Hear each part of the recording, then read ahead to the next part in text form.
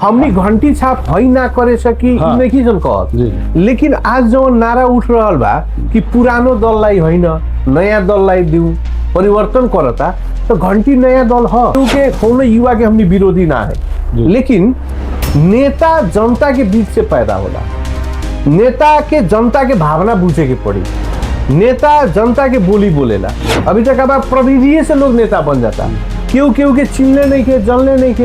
2 number क्षेत्र में रीमा यादव के चर्चा अच्छा बा, उनका लगे जौन बोले के शैली, चाहे राजनीतिक रूप में अभी सामाजिक रूप में उनकर पकड़ बढ़िया दिखाई दे रहा बा। और नेकपा एमाले जभी भी विकास के गतिविधि के आगे बढ़ावे वाला काम कैले बा।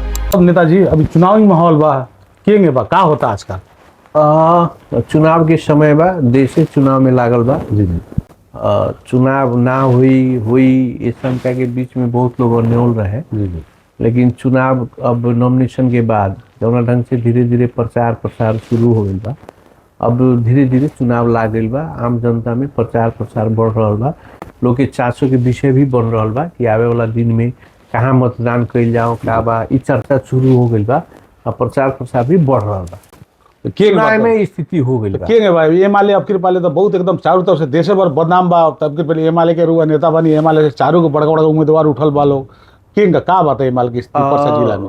का बाटे कि नेकपा एमाले के प्रति जौना ढंग से एगो अफवाह कहीं या प्रचार कहीं पार्टी के प्रति द्वेष खड़ा करे वाला जौन अवस्था बा, यथार्थ में वो अवस्था नहीं है।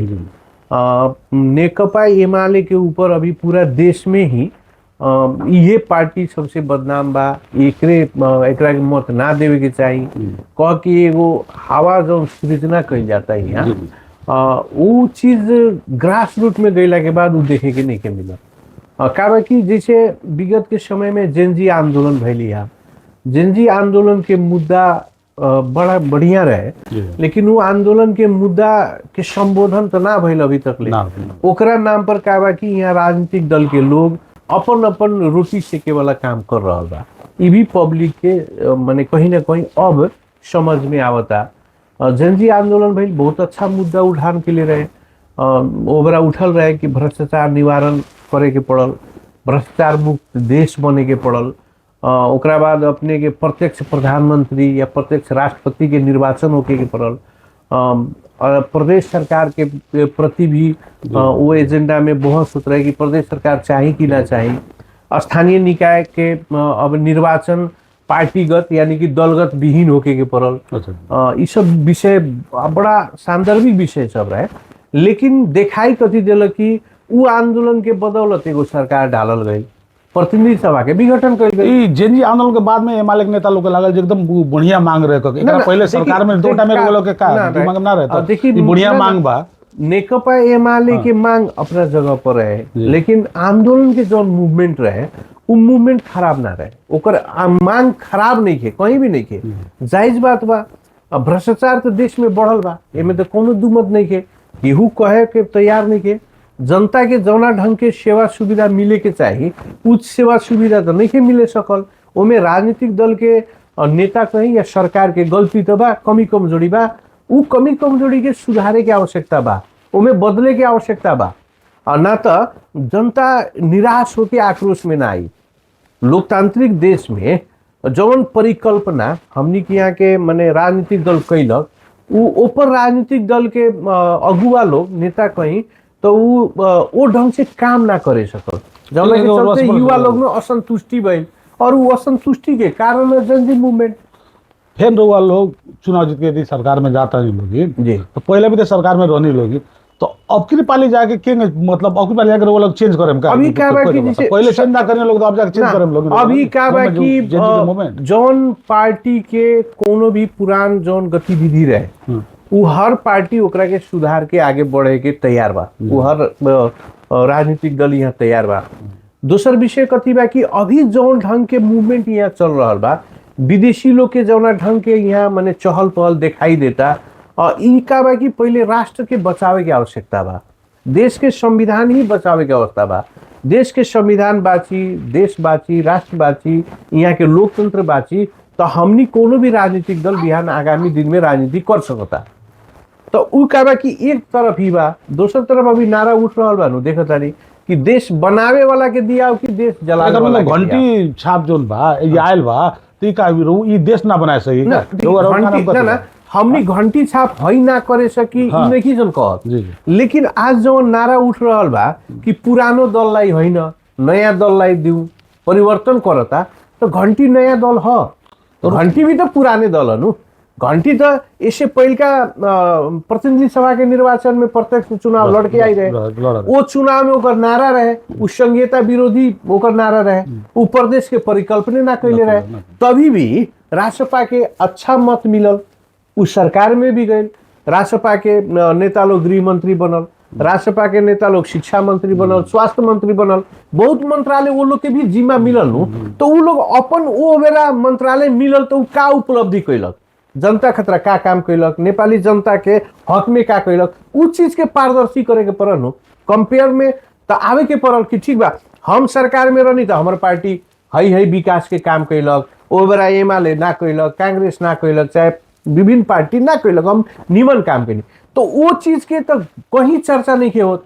राष्ट्रपा के साथी लोग कहीं हम बढ़िया काम कैले वाली तो चर्चा नहीं के करत, ओकर एक एगो चर्चा बा परिवर्तन चाहिए, तो कथी खतरा परिवर्तन, ओकर एजेंडा आवे के पड़ल नु, कथी तो देश बनाए, कौना ढंग से बनाए, बिहान के यहाँ के शिक्षा नीति का होई, बिहान यहाँ के अर्थ के नीति का होई, परराष्ट्र नीति का होई, ए पर तो विजन आवे के पड़ल नु। ई लोग तो कालू सार्वजनिक करले वाला हूं तब ई लोग अपन लोग के कैले उ चीज तो नेता के आवे के पड़ल नु।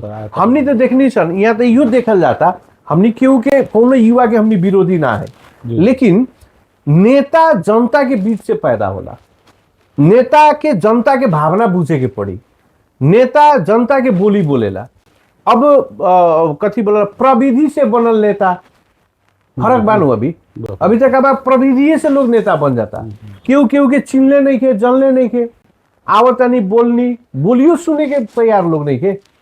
हमनी के काबा की लोकतंत्र में एगो सब लोग कहला न, सब पार्टी की जनता ही सर्वोपरि है, तो जनता के भावना के कदर करके आगे बढ़े के पड़ल। हमनी क्यों के विरोध करे के अवस्था नहीं के। हाँ, हमनी ही कहता नहीं, हमरा नागरिक यानी कि नेपाल के जनता नेकपा एमाले के मत दी, तो हमनी पहले भी देश के पक्ष में काम कैले बानी, राष्ट्र के पक्ष में काम कैले बानी, और आवे वाला दिन में भी देश के हित में, यहाँ के जनता के हित में काम करेम सन। रहल कि अपना में जो कमी कमजोरी बा ओकरा के सुधार के आगे बढ़े के पड़े। अब रगल अब पर्सा जिला के बात करल जाओ जी, पर्सा जिला के ऐसे बात करल जाओ कि पर्सा जिला में 4 गो निर्वाचन क्षेत्र बा, जिसमें प्रदीप यादव जी वो अपन मधेसी दल से एमाले में आईनी, वहाँ के चुनाव लड़तानी, वहाँ के व्यापक आलोचना भी होता, आलोचना के बावजूद भी वो अपन समर्थन के एक एक करके चुन के एमाले में प्रवेश करावतानी। तो ओंगे एक एक चुन के प्रवेश कराला से एमाले के संगठन उनका के सहयोग करी या प्रवेश करा सका, वो 1 नंबर क्षेत्र के चुनाव जीते जाता नहीं कि का उनका एक मिनट उनका सामने एगो तो का जेनजी आंदोलन के मूवमेंट बा हरिपंथी जी बानी, दूसरा का बा जे एगो स्वच्छ विचारधारा के एगो अनिल लुंगटा जी बानी है ना, तो 2 गो आदमी उनका सामने खड़ा बा। तो उस अपेक्षा में ही प्रदीप जी के का देखते नहीं रहो आपने? देखिए का बेटे की प्रदीप यादव मधेश मूवमेंट से स्थापित भइल नेता होंगे, आज एमाले में वो अभी आयल बड़न, हमनियो मधेश मूवमेंट से ही आयल लोग, तो मधेश मूवमेंट से वही मूवमेंट से आयल लोग है। हमनी भी नेकपा एमाले में फर्क ये बाकी हम 4 बरस पहले आई वो अभी आयल बड़न। अभी की परिस्थिति का बा कि मधेश आंदोलन के भी जो मुद्दा रहे वो मुद्दा के संस्थागत करे खतरा भी नेपाल के संविधान बचावल आवश्यक बा, जरूरी बा। मधेश मुद्दा के आंदोलन के देन है कि आज देश में संघीय संरचना बा, आज संघीय संरचना ना हुई तो हई मधेश के विकास देखे के ना मिली। आज हर गांव में जाइल जाओ, हमनी बाहर भले कुछ लोग कहता नेता भ्रष्ट हो गए, पार्टी खराब हो गई लोग कहता, लेकिन गांव में जाके देखल जाओ तो विगत के 20 बरस पहले की अवस्था और अभी की अवस्था में काफी परिवर्तन आया।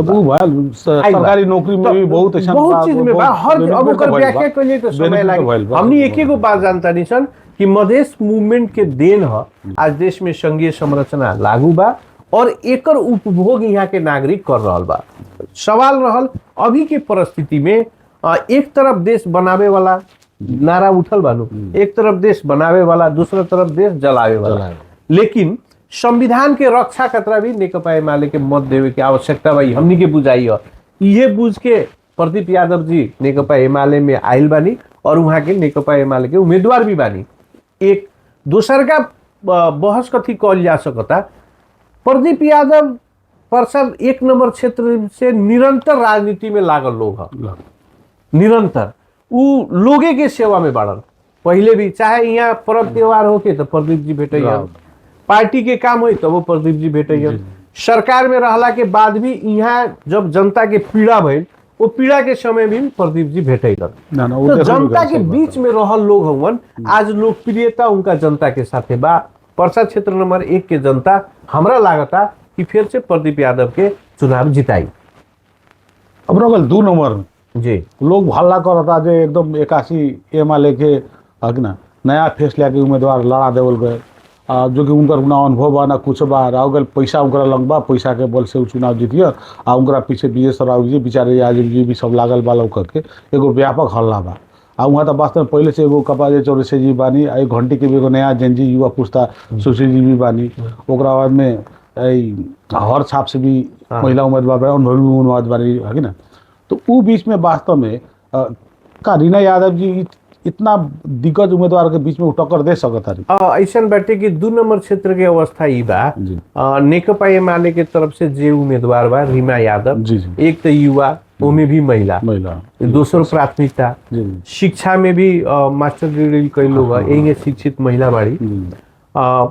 अब कोनो भी आदमी जब समाज में आई काम करे तो उ नए होला, वो काम कैला के बाद था लगे कि ओकर काम का होई, गतिविधि का होई। अभी की अवस्था में जौन भी कहल जाओ 2 नंबर क्षेत्र में रीमा यादव के चर्चा अच्छा बा। उनका लगे जौन बोले के एगो शैली, चाहे राजनीतिक रूप में अभी सामाजिक रूप में उनकर पकड़ बढ़िया दिखाई दे रहा बा। और पार्टी के उम्मीदवार भइला के नाता नेकपा एमाले के समग्र नेता कार्यकर्ता उनका साथे बा। सिर्फ विजय सरावगी और बिचारी यादव ना, पूरे नेकपा एमाले 2 नंबर क्षेत्र के सारा कार्यकर्ता के सहयोग बा उनका साथे। पार्टी के उम्मीदवार है, पार्टी खतरा सब लोग लागल बा। आवे वाला दिन में उनका पक्ष में भी मतदाता अच्छा ही करी जो लाग रहल बा। अब समय आगे बढ़ते जाता, अभी चुनाव के 15 दिन बाकी बा, माहौल तैयार हो रहल बा, धीरे धीरे समझ में आई। आजे हम जीतिए जाए कहल भी जरूरी नहीं के, लेकिन हम हारियो जाए यो स्वीकारल जरूरी नहीं के। जनता के बीच में सब लोग जा रहल बा। उनकर जौन परफॉर्मेंस बा पहले के अपेक्षा जौन लोग में रहे कि नयापन हुई, नया होइयन, का कहियन ना कहियन, लेकिन आज जनता के बीच में गइला के बाद लाग रहल बा कि ना ई आदमी भी समाज के सेवा खतरा आगाड़ी बढ़ सकता। आवे वाला दिन में एकर भविष्य भी बढ़िया बा, पार्टी खतरा भी और यहाँ के नागरिक खतरा भी। अब रह गल 3 नंबर के बात चल जाता जी। 3 नंबर में भी बहुत एगो आलोचना के विषय बनल बा जे 81 आके टिकट ले लेनी, रुपेश जी टिकट ले लेनी, एमाले से ले लेनी, एगो व्यापारी आदमी है आ वहाँ पहले से एगो अपन छवि एगो बनावल, बढ़िया छवि बनावल सुरेंद्र चौधरी जी बानी, जो कि पहले के राजनीतिक कांग्रेस के पकड़ वाला बानी। ओकरा बाद में एगो घंटी के वो ठेका पटा करे वाला आदमी वो जाके अपन उम्मीदवार देखे वो ठेका पता ले वाला, जो कि चौरसिया रमाकांत चौरसिया जी बानी, वहाँ भी उम्मीदवारी दिले बानी। ओकरा बाद में अन्य दल के ही बाड़ा सन। वो बीच में तो देखा था नहीं, एक्चुअली देखा था नहीं, हम तो 2 आदमी प्रतिस्पर्धा देखा था नहीं। माने रुपेश जी के वास्तव में जो किस्म के पिछला समय में टीका टिप्पणी होता, वास्तव में वो विषय में तो हमरा क्लियर कर देना का देखिए का बा कि रुपेश जी अब का रोलन का बाड़न ऊपर हम चर्चा ना करें। हम इतने जानता नहीं कि रुपेश जी नेकपा एमाले के उम्मीदवार हुए, पार्टीगत रूप में हमनी सब केहू के उनका के सहयोग करें सन। और पर्सा क्षेत्र नंबर 3 इससे पहले भी नेकपा एमाले के तरफ से वहाँ निर्वाचित सांसद रह चुकल बा लोग। आवे वाला दिन में भी वहाँ के कार्यकर्ता और जे पार्टी के साथी लोग बा पार्टी के पक्ष में बा। अब व्यक्तिगत रूप में अब उनकर ज्यादा स्टोरी हमरा पता भी नहीं है, हम इतने जानते हैं। पिछला समय कुछ समय से देखा था नहीं, वास्तव में गांव में आके अपना खातिर वास्तव हम चुनाव लड़न तो सोशल एक्टिविटी में भयल सामाजिक क्रियाकलाप में भी देखा बहुत जुड़ल देखत रहन। हां एगो चीज कथी लागल कि व्यापारिक पृष्ठभूमि से आए लोग ह, लेकिन विगत कई बरस से मतलब 2-3 बरस से समाज में आके काम करे के लोग में भीगे के कई बार हमनी के देखले भी बानी सन सामाजिक संजाल में, मीडिया में कि हम सामाजिक काम करे के चाहतनी, जनता के बीच में रहे के चाहतनी। और आज पार्टी उनका के मौका दिले बा जनता के हाथ में तो निर्णय सुरेंद्र वो इतना सुरेंद्र चौधरी का गाड़ी ना, के सुरेंद्र बात के चौधरी- बात कांग्रेस के अभी तो सुनते हैं कांग्रेस एक टीका भइल बा तो सुरेंद्र चौधरी का गाड़ी आज के दिन में नेपाली कांग्रेस का गाड़ी के बात उनको सुरेंद्र चौधरी उनकरा जी सुरेंद्र चौधरी दिक्कत जी ना होई। नेकपा कथी बोला नेपाली नेपाली कांग्रेस। कांग्रेस के अच्छा नेता हैं। जी विद्वान लोग हवन, इससे पहले भी कई बार मिनिस्टर रह चुकल बड़न, जी। सांसद रह चुकल बड़न। मूल्यांकन करे के काम जनता के ह। अब तो उनका का बा कि दूसर जगह भी जाके सेवा करे के अवस्था रहे, करे के भी चाहिए, लेकिन ना उनका भी इंटरेस्ट बा कि ना एक बार और सांसद बनी। इससे पहले भी तो कई बार सांसद रह चुकल बानी, मंत्री रह चुकल बानी, लेकिन अब जनता मूल्यांकन करी। अब जब से 4 नंबर पर रमेश जी जाल जी विगत 6-7 बार कंटिन्यू चुनाव लड़ते बानी, हम बीच में 1-2 बार हारल भी बानी, अब जीतले भी बानी, कंटिन्यू जीतल भी बानी। उनकरा पर भी देखे नहीं जे वास्तव में 4 नंबर क्षेत्र सबसे पिछड़ा हिसाब में बा। हम देखें हमसे घूमे भी नहीं सन और क्षेत्र के अपेक्षा 4 नंबर बहुत जो हिसाब से विकास हो गए उस से विकास नहीं किया।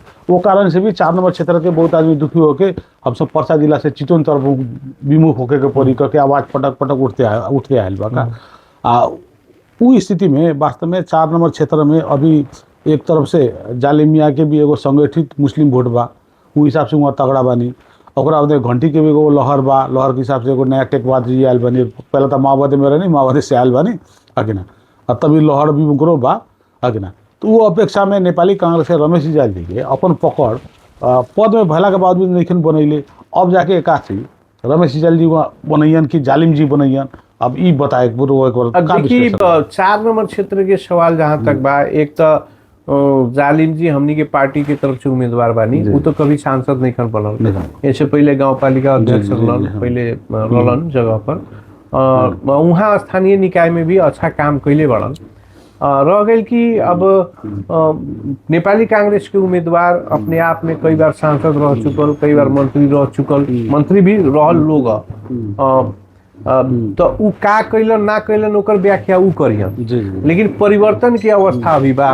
जनता चाहता कि परिवर्तन हो। अब ई अवस्था में ये तो लोकतंत्र के सबसे बड़का गुण है कि जनता के चाहना अनुकूल ही काम होला।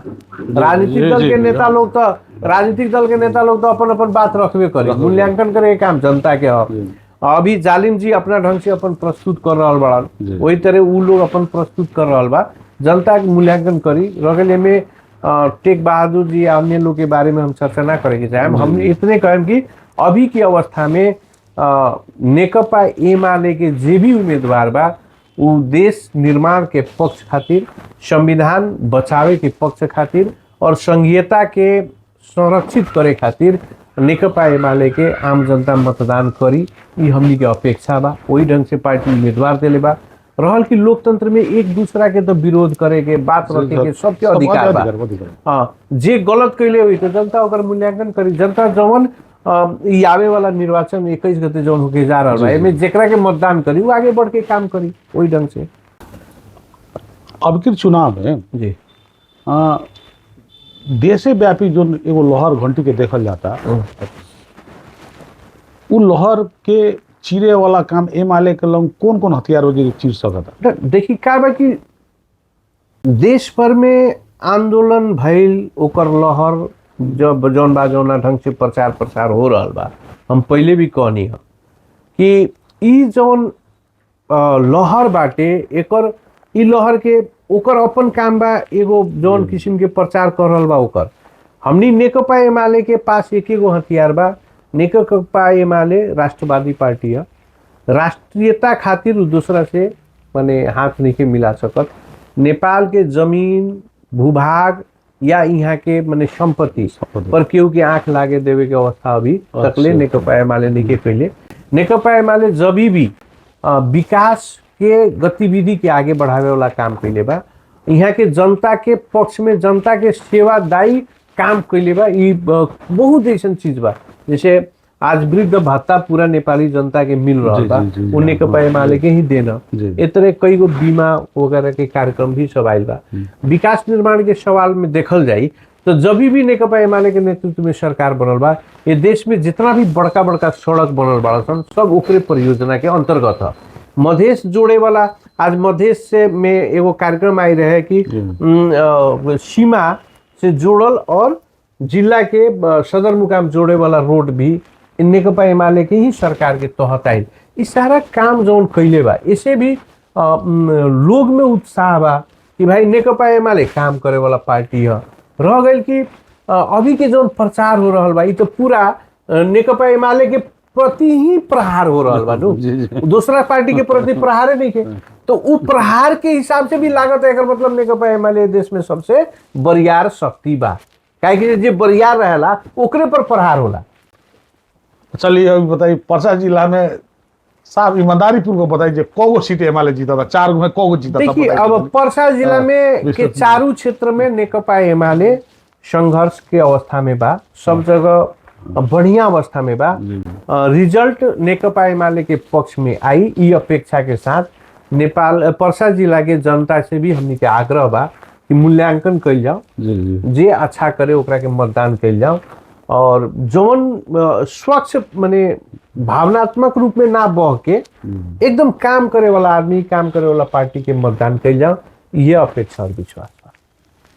चलिए अंत समय अपन कोनो बात रखे के चाहता नहीं? अंत समय में फिर ये कहें कि अभी जौन मतदान होके जा रहल बा, चुनाव होके जा रहल बा, ये चुनाव में देश बनावे वाला के पक्ष में मतदान कइल जाओ, ये अपेक्षा राखें। धन्यवाद।